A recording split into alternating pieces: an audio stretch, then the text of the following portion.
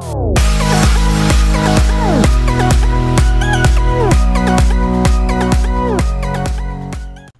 everybody, it's vanburman here and welcome back to another video. Today we're going to be looking at the Crash Bandicoot N-Sane Trilogy, and this is from Crash Bandicoot 1. So just the first 3 levels I'll be showing you on Crash Bandicoot 1, obviously.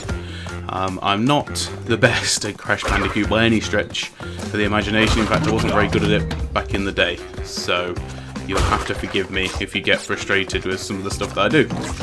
So I'm recording this audio after the fact just to really talk about what I think of it in general, to be fair. So I'm about a quarter of the way through Crash Bandicoot 1 now on the PlayStation. It didn't take me too long actually, but then again, you know, it's to be expected, to be honest. I'm not a kid anymore. I can get through the platforming sections this time. And yeah, I didn't really struggle too much with it, so I just didn't get all the boxes and that sort of stuff, which I know a lot of people are, you know, could be frustrated about. How'd it go though? So everything is, if you've, obviously I presume a lot of people who are watching this will have played the first level of Crash Bandicoot before. If not, and you're new to it, then it's, you know, just like any other platformer, I guess. In that regard, you know, you jump over, you try and smash the boxes to get the... I always thought they were apples, but I'm not sure that they are apples, are they? They're going to be something else. So I make myself look silly if I start calling them apples. But you go to get the jungle fruit, and when you get 100 of them, you get an extra life. And your life is donated by how many Crash Bandicoot faces you've got in the top right-hand corner, which I'm not showing you now, but will pop up several times. And the idea in each level is to basically get all the crates. And if you don't, then they get smashed on top of Crash Bandicoot's head at the end of the level for your failure, which is a bit unfortunate for him. But you know, he'll live, he'll survive. He loves the jungle fruit. Ooga Booga's still there.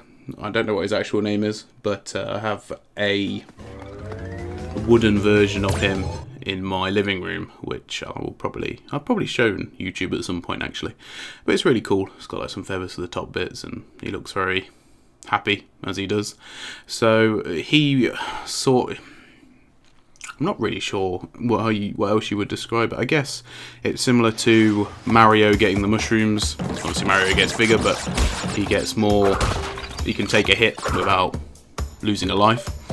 And it's a similar sort of thing this way around, to be fair. So you can have maximum of 2 chances if you collect 2 of them, and this obviously is the situation where you collect 3.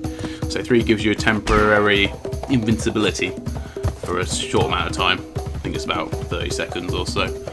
And yeah, nothing can hit. You can still fall down holes and stuff, obviously. It can't take you from any of that, but it can, you know, if you take a physical hit or if an enemy's in the way, you can just run through them.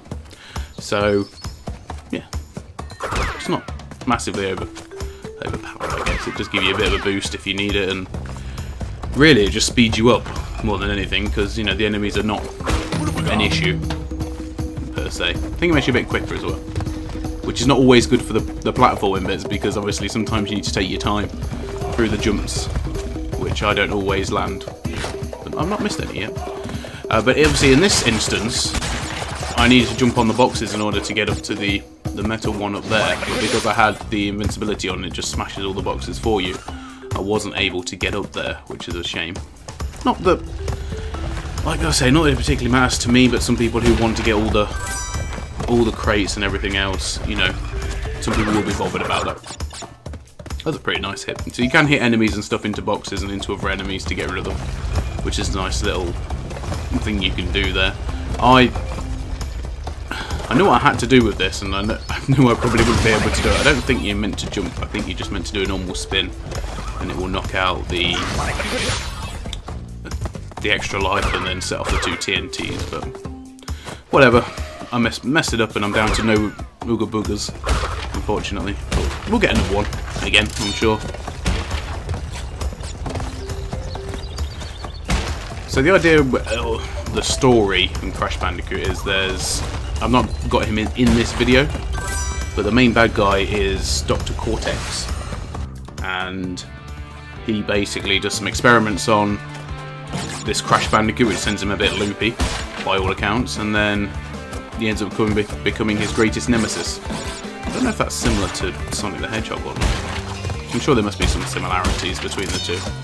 So one of the things they've added in is Crash is the female Bandicoot now. I don't believe you got those tokens before. I think as soon as you got to the bonus stage, you just stepped on the platform and that was it. You were in the bonus stage. Not that it particularly matters. Like I say, these are... Yeah, that's my bad.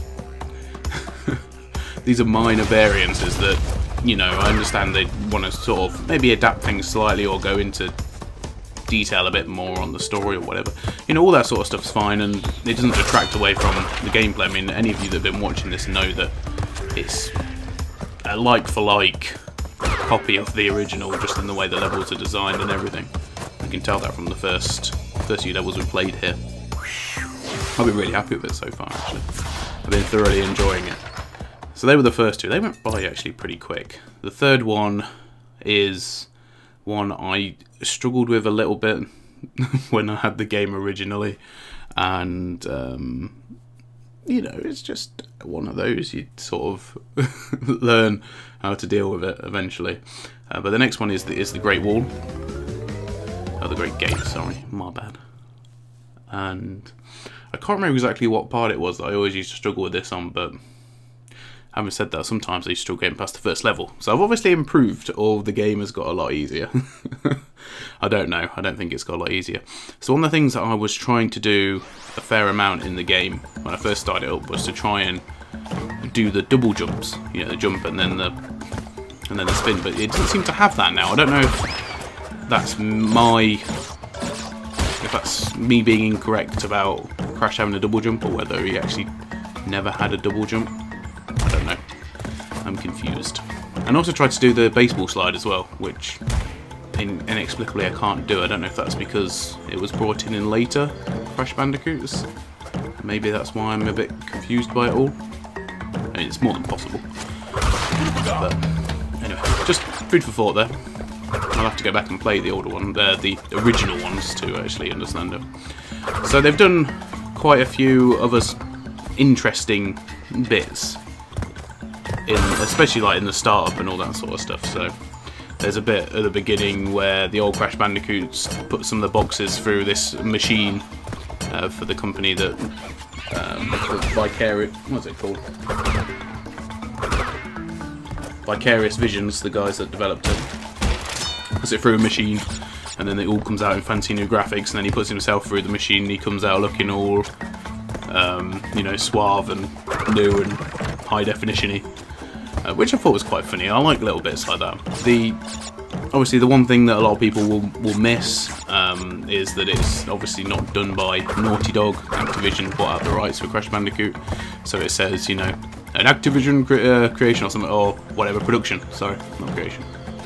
And I'm like, I wish that had said Naughty Dog. But, you know, it's minor things. The fact that, you know, Activision have let it be so true to its roots, and to, you know, literally just doing a proper remaster. Like I say, almost exactly like for like. I can't have too many complaints. Actually, in fact, I've got no complaints.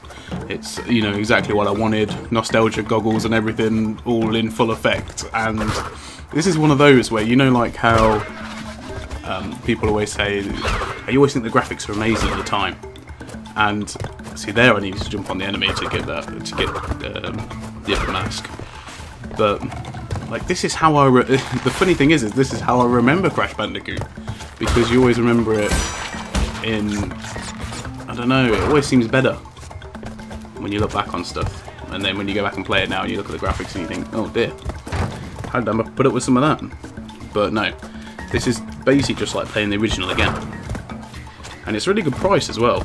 That's another thing I haven't really spoken about, but it's $27.99 on Amazon in the UK in terms of pounds, so it's under, you know, it's under 30 quid for it. You know, I obviously pre-ordered it. I got it for a bit less, but I did see it, you know, as low as, I don't know, I think the lowest you get it was like 25 quid at any given point as a pre-order. So more than worth the £30 asking price. Now, for some reason, I struggle with this guy. Once again, mainly because I sort of forgot about I sort of missed the double jump, even. I did get it eventually, though, don't worry. I sort of was trying to get him where his back was turned and then spin him. But that's not how you have to do it, you have to like jump and spin. And like worry him. And then knock him off.